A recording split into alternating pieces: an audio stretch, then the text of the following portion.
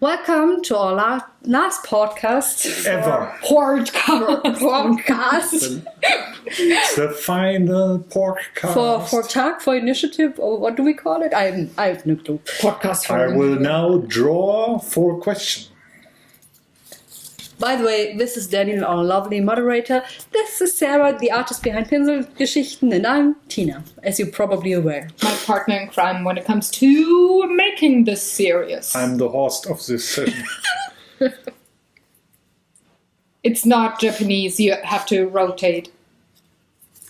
The whole guy has to rotate. So, do you have any insights or tips or hints, suggestions, or one might call it advice for someone who wants to get started painting on, well, how to get started painting? Just do it. Yeah, that's the major advice. Start doing it and keep doing it. Yeah. Don't give up because things don't magically work out. It's called art work, and the work is a very important thing in starting or learning to draw and paint. It's work. It's not talent, as people say. I'm against saying you have so much talent. I could never do this. Wrong. It's work. It's work. We really trained ourselves, but over the last of years, to do that, and everyone can hold at least a pencil or try something. Everyone can do art and express themselves. It's just not necessarily that everyone gets something from himself or herself, respectively. But do it if you like what you are doing. You will get better at it, and you just have to stick with it. And every now and then you have to get yourself some feedback, and also be real with yourself. Compare what got better, what do you want to improve, what's the things you don't like. And that's another advice that plays into what you just said. Keep the things you did. Don't throw them away just because you think they're ugly. Look back at them, put them in a box, in a shoebox. Don't look at them for a long time, and then like a year or two later, look at them and see how you changed, how you improved. It will release endorphins. That's always a good thing. You will see the difference between then and now, and you will see that you learn, that you progress, though sometimes you don't feel like you did. I'm doing that thing for me currently for the taco challenges. Every 3 weeks, I rework old paintings. I see how I improved, and that's one advice I can give you. Don't throw away anything. If you draw or painted something, if you tried it and you're not happy with it, keep it and try it again soon-ish. Asking you a little bit about more of very practical advice. Now, let's say someone wants to get started painting tomorrow. What do you reckon is a good starting kit or resource to go for? Is it should he or she start watching YouTube videos similar to what you're doing, or that could be at least an inspirational thing, or try to brush up on their technique first, or just try to mimic whatever someone else has been painting? Well, there is no right way. No. Everyone works differently, and if you are the one who wants to do it right with the right techniques or stuff, go on, read the books, watch the videos. Maybe. Yeah, go to a school maybe. There are have online classes. Yeah. But if you are more the feeling kind of person, the intuitive painter, then go on, grab something colorful, rub it on paper, and try it. Yeah, I mean, there's one artist that said, and I actually like that, if you happen to have a favorite other artist and you want to get into it, try like fan art or reproducing what they did, but don't stay there. Yeah. At one point, you will probably feel the urge to try something else and express yourself. Genau. And that's the point where you have enough technical knowledge. German lesson. What did I say? I said genau. That's the Oh, you truth. said. I approve And I what was you like, said. did I say something? Was there a German again, like a few episodes ago? So then you have enough of technique, even if you're self-taught, to then express or do what you like to do that is you and not some other artist's views on the world. Now, the last episode we talked about media. What is a good starting medium? Now you would probably say mixed media because you like mixed media, but I would assume it's difficult. That's too overwhelming. Get the one other thing that I can advise. There's tons and tons of awesome art supplies out there. There's lots of companies, and if you watch YouTube, you will find that every channel tells you, oh, this brand is awesome, oh, this brand is awesome. Don't buy a shitload of material and then be so overwhelmed that you don't try it, or that you think it's too precious, because it costs a ton of money to have good quality supplies. So maybe just go to your supermarket and start with the colored pencils. They're cheap, but they're good enough to get started, and maybe, well, get your feet wet before you start trying to swim, and not buy the $100 like most expensive brushes. Go for one thing, go for a solid price, and try it. I'd say if you don't know which medium to aim for one, it's important. What do you find aesthetically nice? Yes. What do you like? Yes. Do you like the optics of oil paintings? Then okay, buy some cheap colors, get some dissolver, and get the basic stuff. You really not just the basic stuff you need, and try something out, and don't be discouraged if it doesn't work. But if you like the easy stuff, just fast and just sketches or something, try pastel chalks, try charcoal, try what can you do with your pencil. You can do pretty much everything with pencil, with graphite pencil, except for color. But that depends on what do you want to do. Do you want colors? Do you want line work? Do you want to have portraits, or maybe? Let's say I'm super undecided. What are the 3 starting medias I should give a try if I don't know yet what kind of medium is right for me or handles the best for me? Is it something like, should I try out watercolors and also like crayons, Yes, I would. If there's some people that do not like the chalky feel on their hands, but if you're not that person, I would suggest try pastels, because there is a medium that you can use dry and wet. You can dissolve it with water, just like watercolors, you can do that. But you can also work dry. You can work on a simple piece of paper or a piece of wood. You don't have to have a certain kind of paper or a certain kind of canvas that you sometimes do have to have with other media, especially for oil. If I remember correctly, please say if I'm wrong, that I'm wrong. You need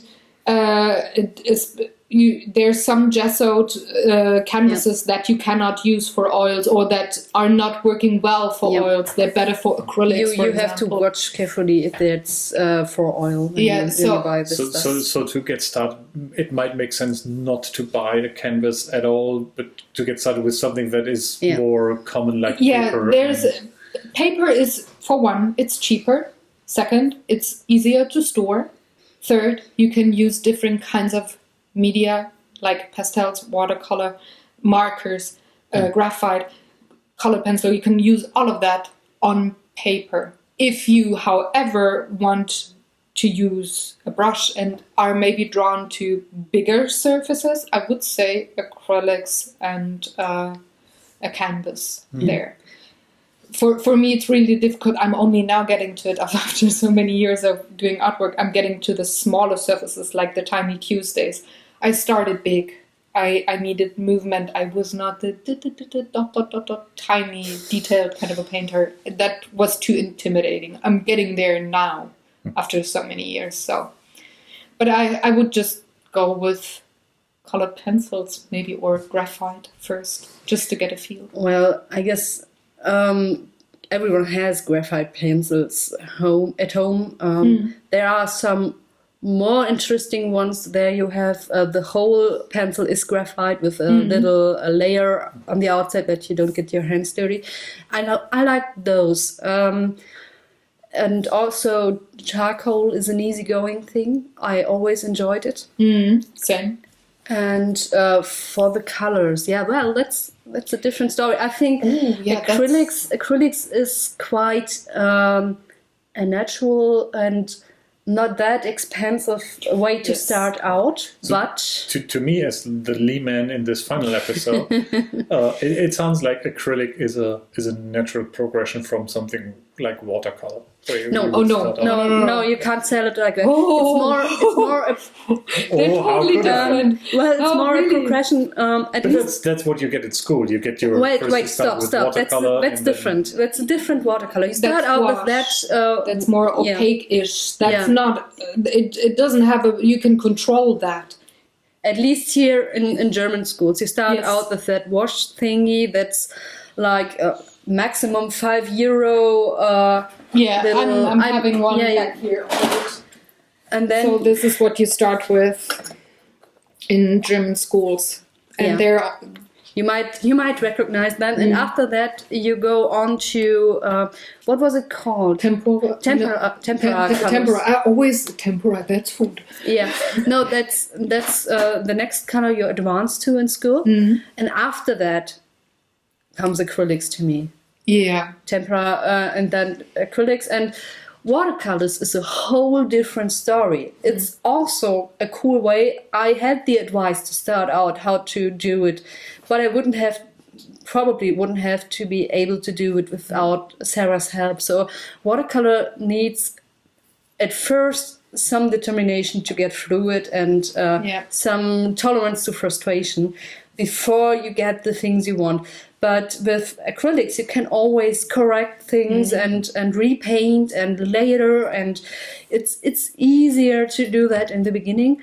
But if you just want to play with colors, I guess there would also the color pencil are always a thing you should have and start out and sketch out. So ideally, if you know someone who may have something where you can try out different stuff, do that first. Yes. Yeah. And if you don't, some stores even allow that. Go for pencils, pens, stuff. Yeah. There's some stores that do have like show and tell sessions. Like if you are in Germany, for example, the Idee Shop, they do sometimes. I think in the US it's something Hobby Lobby or. No, they do have Michael's. They do have Hobby Lobby. They have way more different kinds of stores there. But I can only speak for the German stores for now. So if you happen to live in Germany and you are maybe not sure, they do have pretty much a session every Saturday in different kinds of stores all over Germany. They do have a YouTube channel where they show you how the media works, and in those stores they let you try it. So you can get a feeling for it if you're really unsure. And if you are not living around one of those stores and have to rely on, say, Amazon to get your art supplies, and you don't have anybody around you who can somehow tell you a bit about any media, leave a comment. Ask us. We are willing to help if you just want to ask more questions, and we can even have, I don't know, like a private email going back and forth. It doesn't have to be on the big forums. Yeah. And just ask. It's totally fine. Don't be overwhelmed. Send a picture of what you did, if this did help you at all. Also, one more point I wanted to add to that. One thing I had, one problem I had starting out, I didn't know what to draw or what to paint. I had no idea where to get my inspiration. To get back to the very beginning of our series of podcasts, if you have no idea, really no idea what to do, take a dictionary. Pick a word. Pick a word. Yes. Any word, go there. if you have nice landscape photos, try to do that, and then you will, painting by painting, you will know which is your direction. Are you more of a landscape painter? Are you more of a comic artist? If you try to draw your favorite comic, does it turn out like you want? Are you proud of it? Do you have fun with it? Do that, and afterwards, when you know what you are good at and what you like, inspiration will come for itself. Yes. And I think that is a pretty good closing statement. Inspiration will come and beat you in the face. Oh yeah. I think it was will what she said. maybe cause insomnia as well. Be warned. Thank you for joining us, and thank you for having me here at this table that happens to be my table, but thank you anyway. Let's call it our table. We can call it that. We can call my table our table.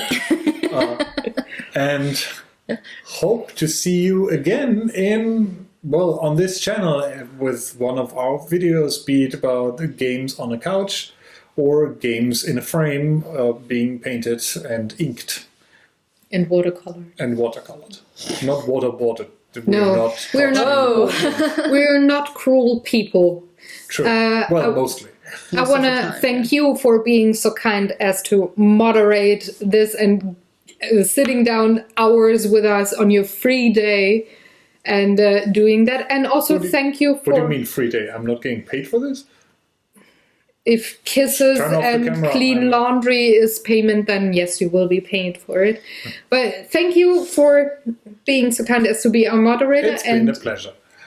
And to you, thank you for doing that series with me and being brave enough to do a podcast. So that's very lovely. Pleasure. I like that you like. With that, goodbye. Thank you for watching. See you. Bye.